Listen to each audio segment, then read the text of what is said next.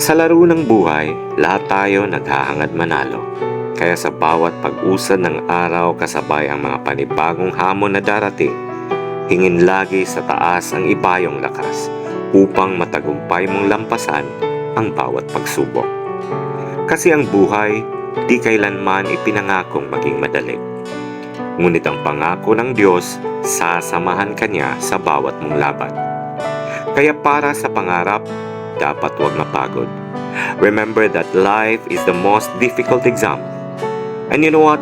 Many people fail because they try to copy others without realizing that everyone has a different test paper. At kung sakaling saan ka man dalhin ng iyong mga pangarap, baunin mo lagi ang respeto at pakikisama. Because in this game called life, winning comes in different forms. So play it well without hating and hurting each other. Good morning.